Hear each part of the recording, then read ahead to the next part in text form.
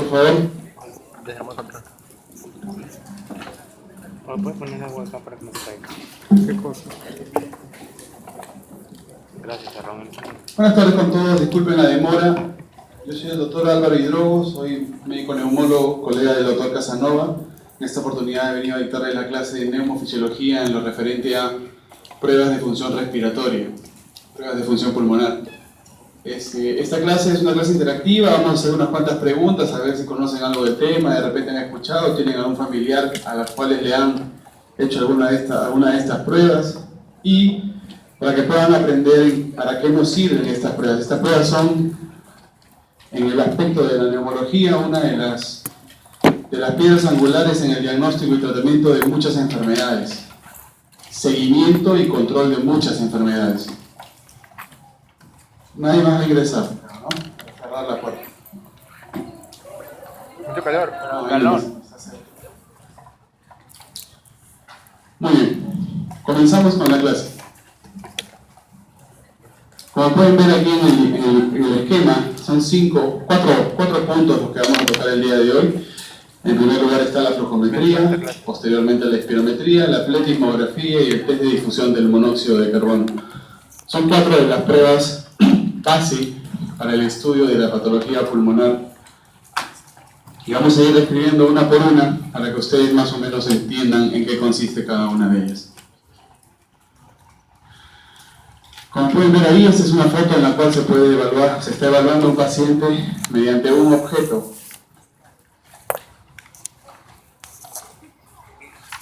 Mediante este pequeño objeto de plástico. Este pequeño objeto de plástico se llama flujómetro pico. Es un aditamento, un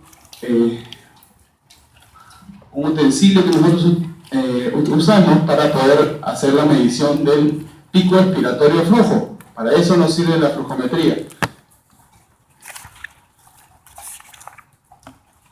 ¿Para qué nos sirve la flujometría? Para hacer la medición del flujo expiratorio pico o pico de flujo expiratorio, cualquiera de las dos. ¿Para qué nos sirve? Básicamente esta herramienta es útil en el manejo y en el seguimiento de las enfermedades obstructivas. Más adelante, cuando hablemos de espirometría, van a entender a qué me refiero. Nos ayuda para medir la severidad de este tipo de enfermedades. Nos ayuda a monitorear la respuesta a la terapia, a valorar y a dar una graduación a la exacerbación de la enfermedad obstructiva. Y esta es la aplicación más importante, que nos ayuda a detectar el deterioro asintomático de la función pulmonar. Estos 4 puntos son realmente interesantes de hablar, pero vamos a centrarnos básicamente en los 2 últimos.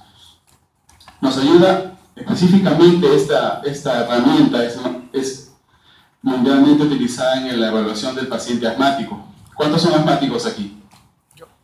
2, 3, 4. Bueno, todos los pacientes asmáticos, cuando son controlados de manera ambulatoria y el neumólogo los ve, debe solicitar que en su casa, en su domicilio, tengan uno de estos aparatos. Este aparato no es caro, cuesta 50 soles, 40 soles, y no se malogra. Es un aparato que lo pueden usar de manera permanente mucho tiempo. ¿Para qué nos va a ayudar esto? Básicamente nos va a ayudar en el monitoreo de las exacerbaciones, de las crisis asmáticas. Nos ayuda a poder definir, por medio del pico expiratorio flujo, el porcentaje de ese pico expiratorio. Nos ayuda a delimitar el grado de crisis, si es una crisis leve, moderada, severa, para poder con eso saber qué cosa tenemos que darle al paciente. No solamente qué cosa tenemos que darle, sino para que el mismo paciente, estando en su casa ya educado en el uso de esto, sepa qué tiene que hacer. Porque muchos de los pacientes asmáticos se automedican en casa, o ya saben, tienen una educación y saben qué tienen que hacer. Al enseñarle a usar este equipo, nosotros le explicamos al paciente que durante la exacerbación se haga una medición y dependiendo del grado debe acudir o no a la emergencia. Y la cuarta función que está aquí, que es detectar el deterioro asintomático de la función. Muchos pacientes asmáticos, previo previamente al desarrollo de una crisis florida, previo a la necesidad de tener que usar su inhalador o ir a la emergencia, ya tienen una variación en la medición de este flujo. El ejemplo más clásico, y con eso les quiero detallar en qué consiste esto, al paciente se le hace hacer una tabla con sus mediciones promedio. Cada paciente tiene un valor promedio para su edad, para su talla, y que cada uno lo maneja según su función pulmonar. Cuando el paciente no tiene la clínica florida del asma, de la crisis asmática, sin embargo, ya presenta deterioro, tiene que acudir al médico, porque los valores de esto van cayendo, van bajando. Si por ejemplo tenía 600 litros por segundo, cuando 2-3 días antes de hacer una crisis florida, esos 600 litros por segundo bajan, empiezan a disminuir. Por tal motivo es importante que el paciente aprenda a manejar esto. Para eso nos sirve. En lo referente a lo que es monitoreo de la respuesta a la terapia, es un apoyo junto a la espirometría que vamos a ver más adelante. Hay muchos modelos, como pueden ver, varios modelos de medidores de flujo respiratorio, y cada uno, la mayoría de ellos, en la parte del costado tienen una rayita, una canaleta, acá también, acá también. Esa canaleta tiene una un pequeño plastiquito que es el que corre cuando uno sopla a través de él. El flujo respiratorio es fuerte, es un soplido fuerte que se hace durante la primera parte de la expiración, es la medición de ese volumen que sale a través de los pulmones durante en los primeros segundos de la expiración. Por tal motivo, estas pequeñas canaletas vienen asociadas a unos colores. Cada uno de estos viene con colores para que el paciente sepa identificar sus rangos.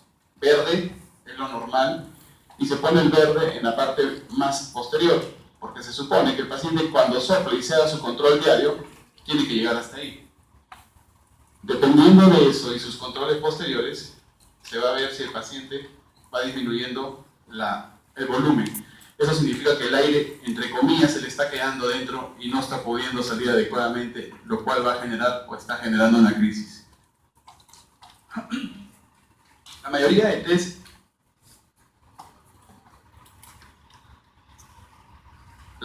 test de función pulmonar fueron creados en laboratorios experimentales.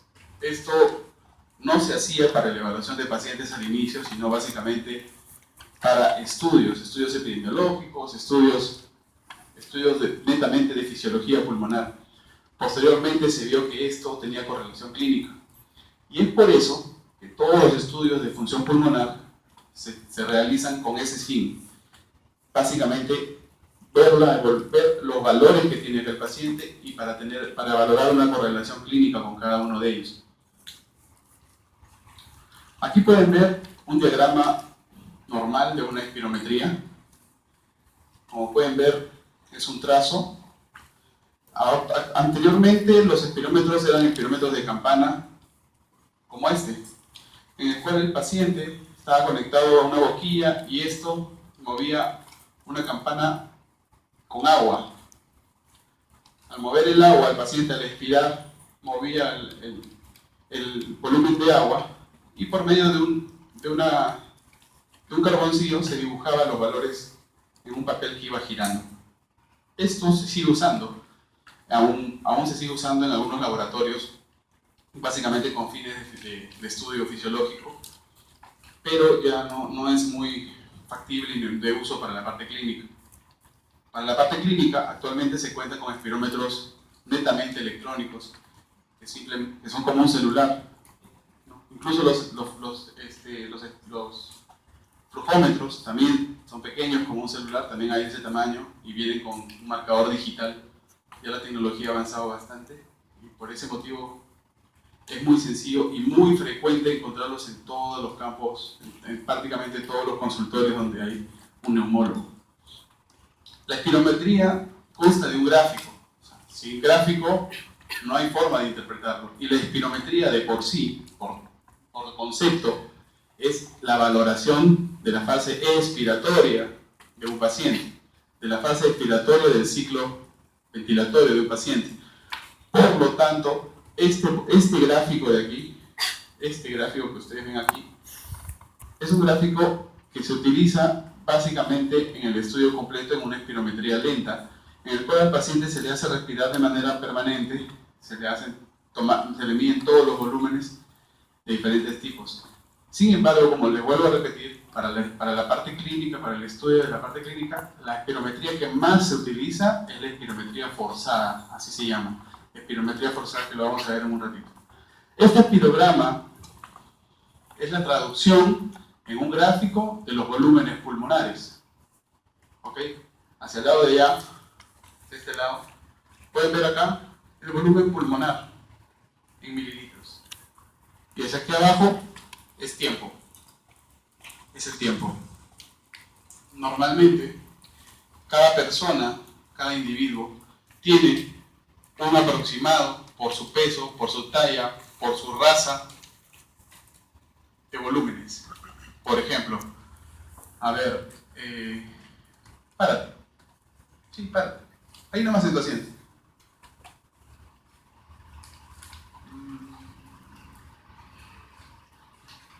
Párate tú. Párate. ¿Cuánto mides? 1,76. 1,76. ¿Tú? 1,52. La señorita, con ese peso, y por ser mujer, tiene un volumen más o menos calculado de 4 litros, 4 litros 200. El joven, con la talla que tiene, y por ser varón, tiene una caja torácica mucho más amplia, tiene más de 5 litros probablemente de volumen. Esto es importante porque, aquí, tomen asiento, gracias. En nuestro país no hay una raza. Sin embargo, en otros lugares donde las razas están bien definidas, como por ejemplo en Asia o en el África, los valores son muy cambiantes. En el África es bien difícil encontrar un obeso. En el África es bien difícil encontrar una persona con contextura obesa. Por ese motivo, los valores son diferentes en cada raza, varía mucho. Como pueden ver, en el espirograma, en el gráfico de la espirometría, se pueden diferir diferentes nombres que ven acá. Acá tienen uno que se llama volumen normal o volumen tidal o volumen corriente, que es la curva más pequeña de acá. Esa es la curva de respiración normal de todos. Cada persona, cuando respira en estado de reposo, en estado basal, hace este volumen corriente. Es lo que respiramos todos al hacer nuestra vida diaria sin hacer esfuerzo ni ejercicio. La espirometría, como prueba diagnóstica, es una prueba en la cual nosotros hacemos un esfuerzo, es como si fuéramos a hacer ejercicio. Y eso es importante porque van a ver más adelante las contraindicaciones que tiene. Son 4 volúmenes que nos mide la espirometría. El volumen normal, volumen corriente, volumen tidal, el volumen de reserva inspiratoria, el volumen de reserva expiratoria y nada, esos 3 nada más, perdón. La suma de 2 volúmenes, 2 o más volúmenes, nos dan lo que ven acá, que son capacidades: capacidad expiratoria, capacidad vital, capacidad pulmonar total y capacidad residual funcional. ¿Ok? Esto, grábenselo bien, esto es pregunta de examen, chicos. Estos volúmenes, como pueden ver acá en este gráfico que está un poco más claro, el volumen corriente es el volumen normal. En promedio, una persona sana es de 8 a 10 mililitros por kilo de peso ideal, más o menos. Lo cual significa que entre promedio, una persona promedio de 60, más o menos 60 kilos, es entre 350 y 500 mililitros. Los libros dicen más que todo 500 mililitros. Volumen corriente. Hacia arriba, el volumen de reserva inspiratoria, que es el volumen máximo que se puede tomar de aire, que se puede tomar tras una inspiración forzada desde una inspiración normal. Es decir, yo respiro normal, boto todo el aire y tomo aire. Respiro y tomo todo el aire que puedo, hasta la parte más, hasta que ya no pueda más. Eso es mi volumen de reserva inspiratoria.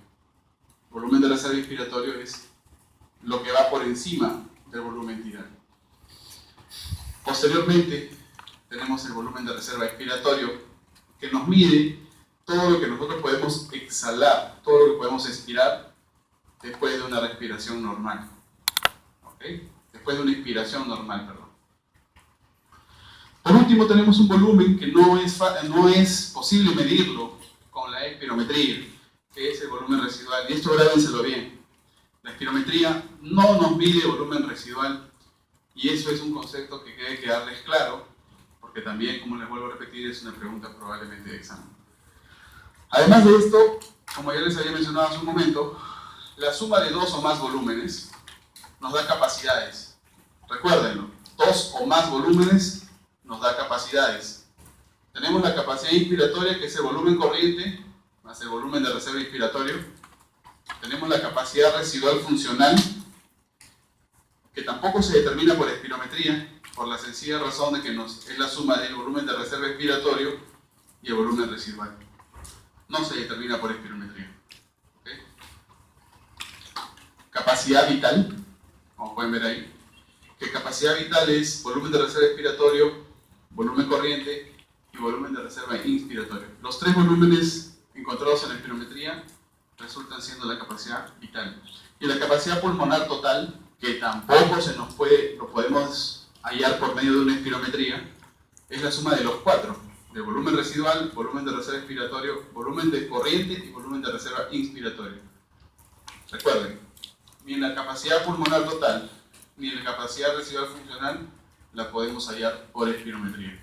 El resto, sí. Y esto, como les digo, jugar con estos volúmenes es muy sencillo para poder dar una pregunta para un examen. Entonces, habíamos hablado del concepto, ¿no? La espirometría es la medición cronometrada de una expiración forzada máxima, luego de una expiración máxima. Volviendo al gráfico. Medición cronometrada de una expiración forzada máxima, luego de una inspiración máxima. ¿Qué significa? Esto. Una inspiración máxima, luego de una expiración máxima. Volumen de reserva expiratorio, volumen de reserva inspiratorio. Estos tres nos miden la espirometría. La espirometría, como bien les he dicho hace un momento, clásicamente y por consenso mide la parte de arriba, que es el asa expiratoria. En todos los gráficos espirométricos actuales se utiliza esta curva, que es una curva que nos habla del flujo y el volumen. Y este es otro concepto que debe quedarles claro.